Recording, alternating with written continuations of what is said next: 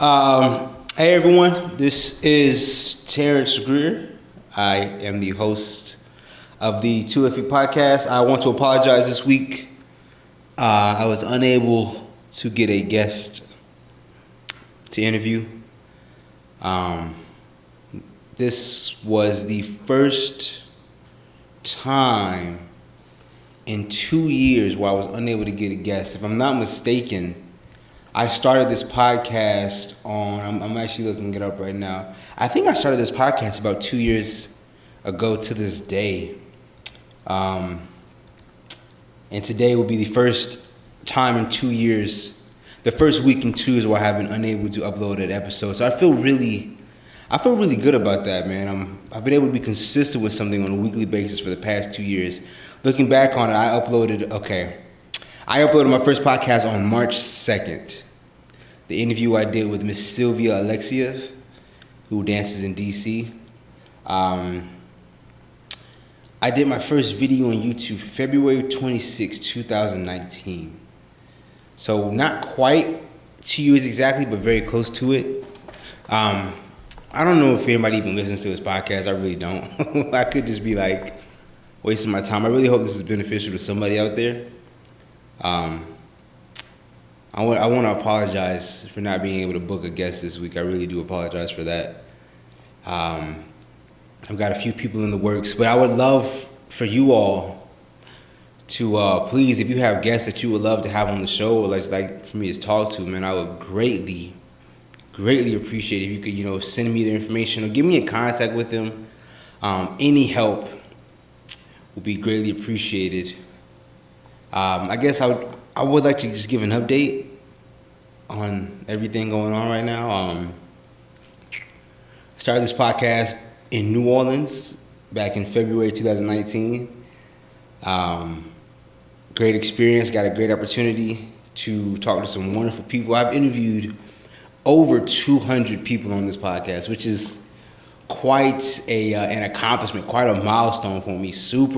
When I look back on it, man, it's super exciting just to look back at it and know, the work that I've put into this. It makes me very happy. I smile when I think about it.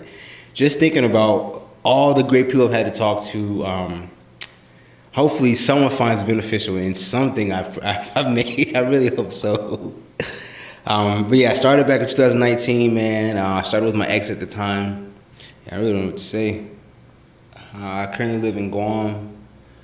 I've been in Guam for the past 2 years. I got here May 25th, 2020. I arrived in Guam, which is in the Pacific Ocean, Western Pacific Ocean, near Australia, near the Philippines. I'm in the military, so they sent me out here for a while. Unfortunately, I have been unable to dance in these 2 past years, which is very unfortunate. But very, very fortunately, I'm actually going to be starting up a dance class on Guam. I'm not much of a teacher, but I love social dancing. I absolutely love it. So to be given this opportunity is super duper exciting for me. I'm so excited. I was starting up a dance class at the USO on the Navy base in Guam.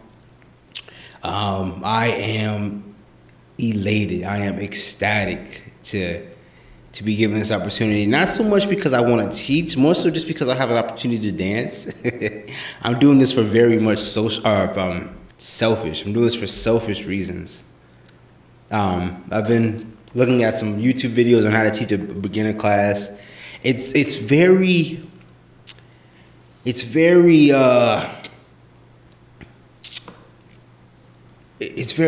teaching and doing a skill are two different things.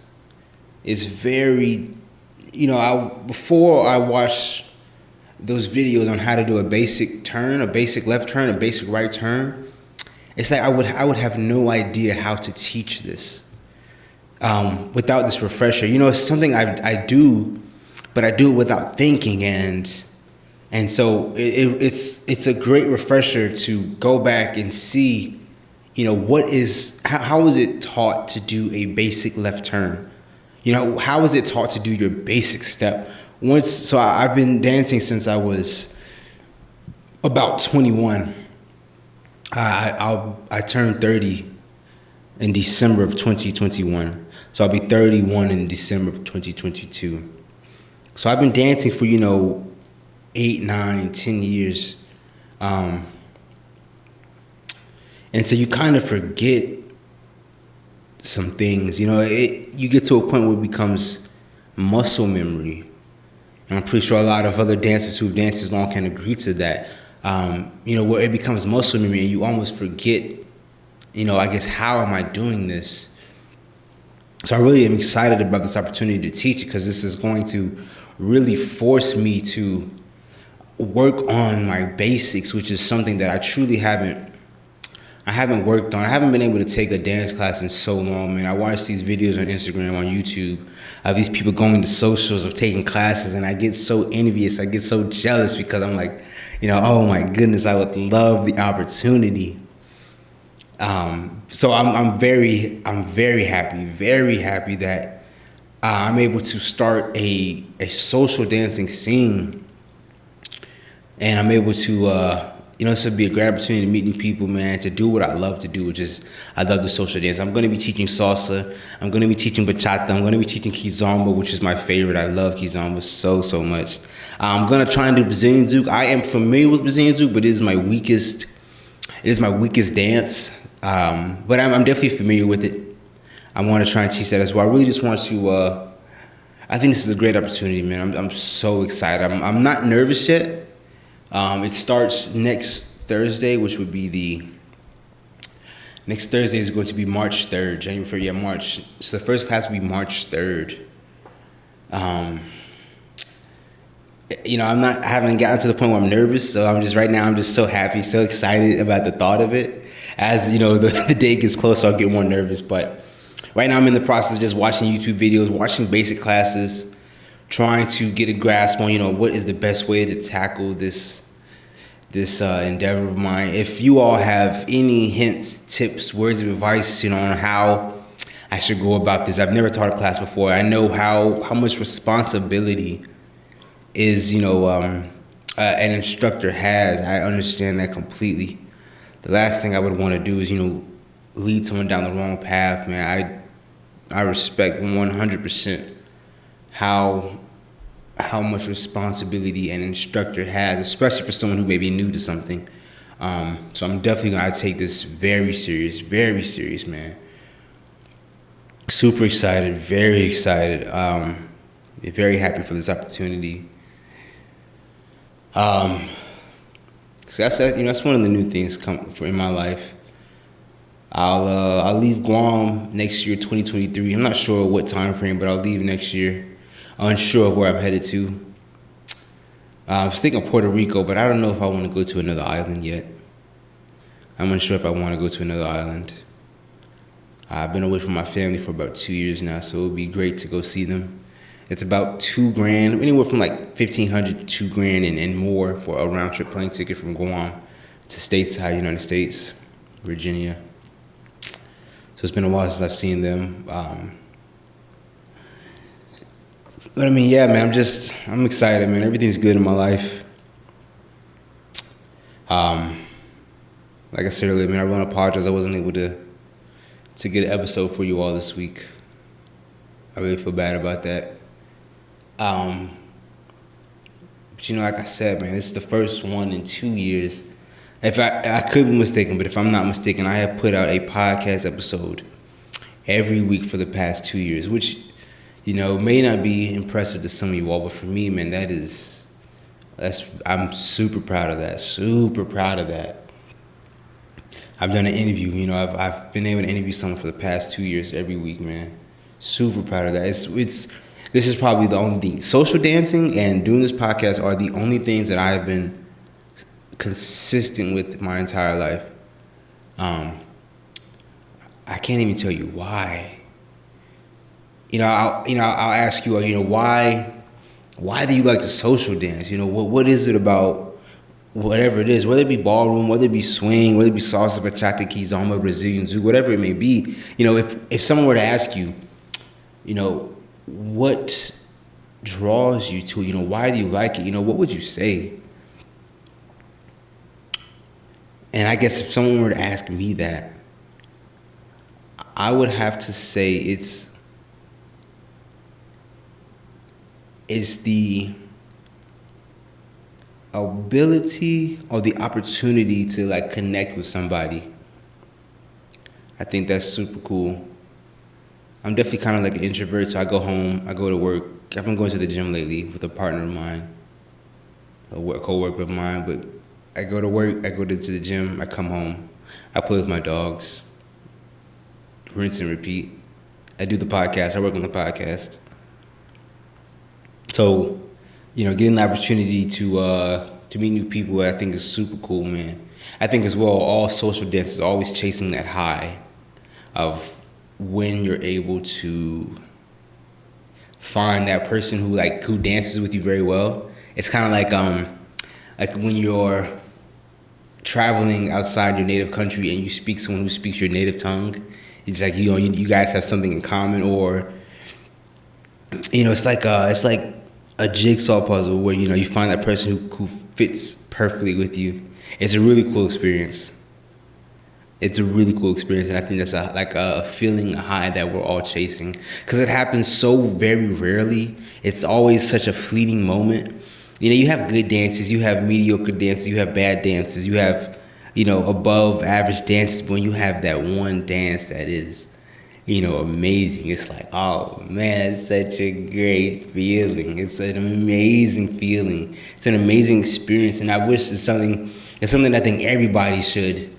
I wish everyone could experience, but it takes time. As a beginner, I don't know if I really experienced that as much, and maybe I did. I could be mistaken. I could just be forgetting.